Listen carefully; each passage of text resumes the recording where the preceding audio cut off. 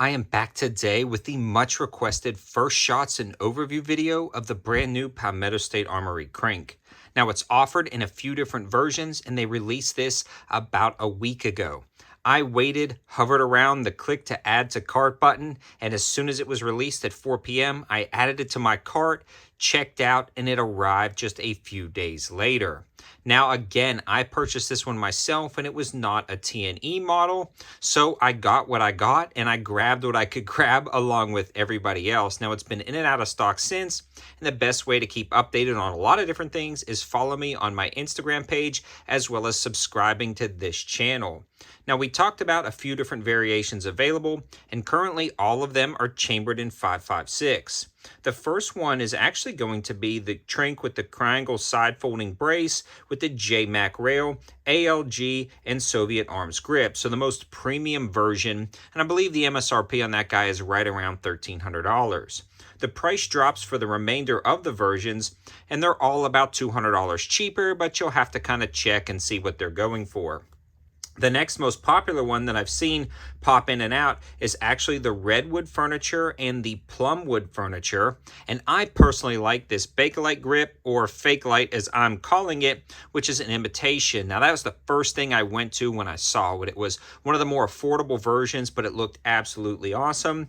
And then they have that voodoo wood furniture, which is pretty darn cool as well. Now, when you were looking at these, again, they are all chambered in 5.56, but you have to keep in mind that eventually they plan on making this in 5.45 by 39, and you'll have to make a decision. Now, the decision for me was easy. I wanted to get one to the channel, I wanted to add one to the collection, and I wanted to be able to shoot it, and 5.56 is still very plentiful and easy to acquire, and I knew I had a lot of it on hand, as well as a lot of 5.56 mags, so it just made sense. Now, let's talk about the overall specs and features of this setup, and then we will talk about its performance down at the range, and we'll kind of go over the details. So the barrel length on this guy is actually 8.4 inches, and I was running it with the Wolverine, and they don't seem to have barrel restrictions on this, or at least that I could see, and it ran great, but we'll talk a little bit more about that in the reliability section of this review. The barrel twist rate seems to be the standard 1 in 7, and the barrel material is the 4150 steel that they use,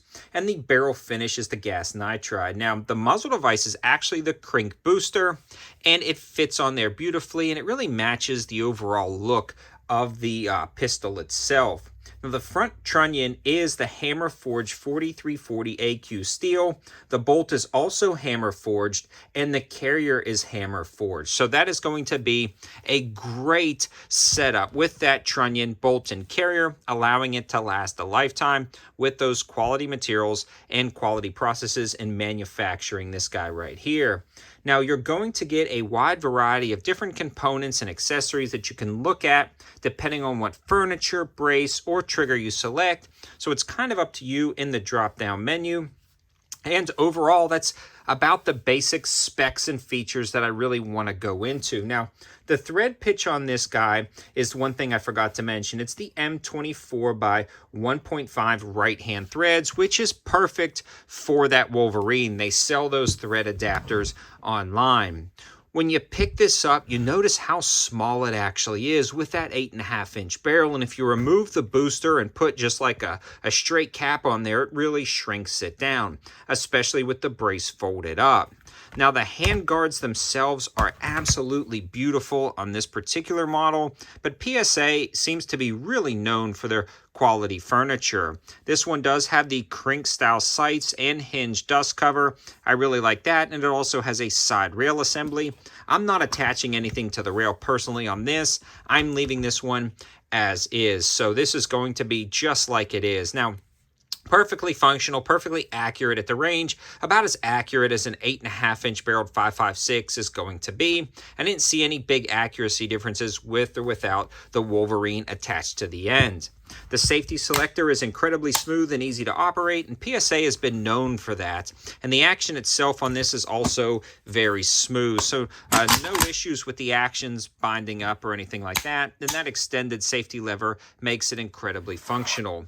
The grip on this guy is fairly comfortable, and everything about this is well balanced, and that's just due to the nature of the Krink. I mean, PSA did not invent the Krink, but it seems like they perfected a high-value version of the Krink.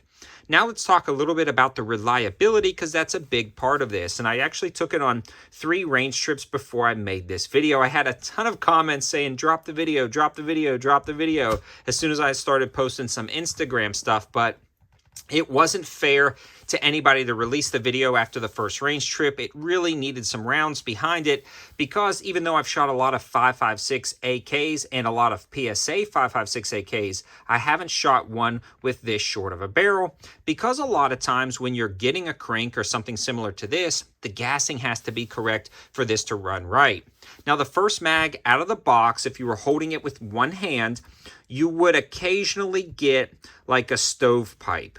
Now, once I ran 2 mags through it, those went away, deploying the pistol one-handed, and there were no issues. So if you seem to be holding the pistol one hand or braced to your arm and you seem to be getting stovepipes, run a mag or 2, cycle the action, drop some oil on it, and that smoothed up. But that was only the only failures I had was one-handed firing the first mag. From there, it was 100% functional with every mag I tried. I actually tried 5 different types. So there was a wide variety of mags, and I couldn't find a single one that failed, which is pretty darn good. I've actually had other AK 5.56s that have been more picky about which mag I use, so that was pretty good. All of the mags locked in and rocked in perfectly with no issues whatsoever. They popped out really nicely. Again, the action was smooth.